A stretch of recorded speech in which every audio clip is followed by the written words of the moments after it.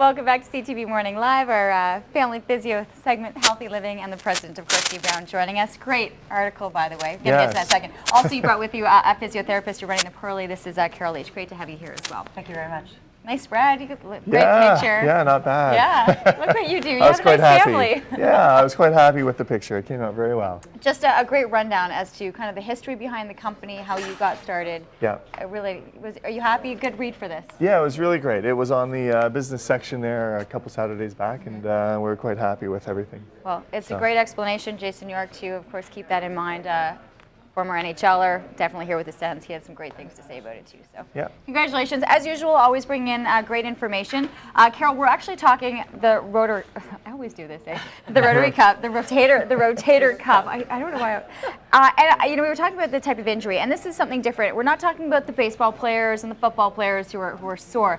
This is something that really affects a general population, especially to a middle-aged population. Yes, I see a lot of it clinically in the sort of 35 to 60 age group. And the symptoms are like a dull ache over the side of your shoulder. You can't lie on that side. It hurts to bring your arm out to the side.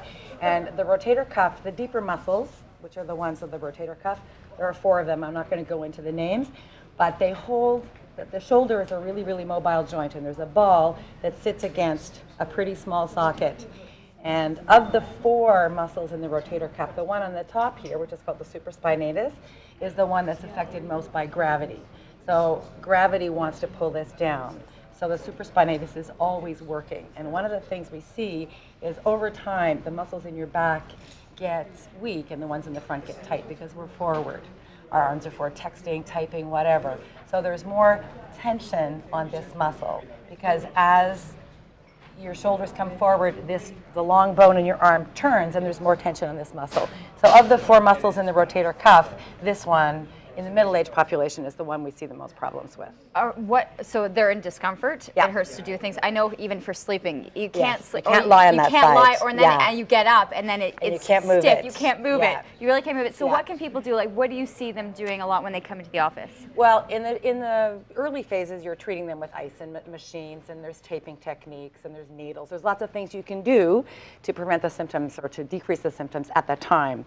But then you get them started on exercises because one of the causes is the muscles in your back get weak and the ones in your front get short. So once the symptoms have settled down, you have to work on changing that muscle balance so the muscles in the back are stronger and the ones in the front are more flexible. So a lot of it has to do with prevention as well. That's right. That's right. So strengthening the muscles between your shoulder blade. And when you have a tendonitis, specifically in this muscle, one way to settle down the tendonitis is to do what we call eccentric contractions, which is lengthening the muscle against gravity. So you have them bring their arm up in front of them and bring it down sideways, specifically.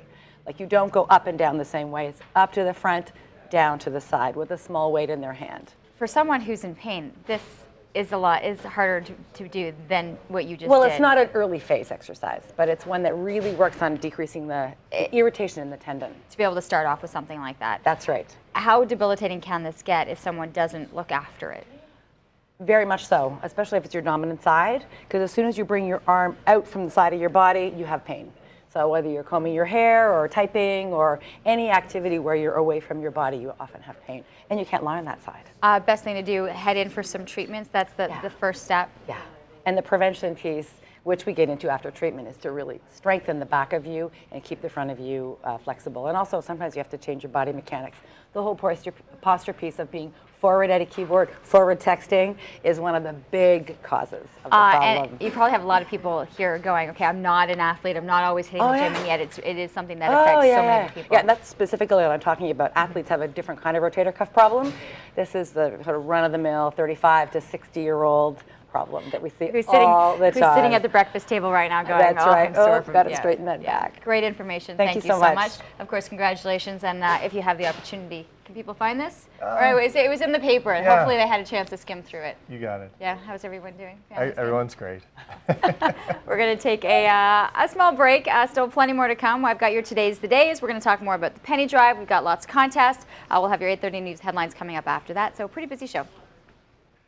Healthy Living is brought to you by Family Physiotherapy Center.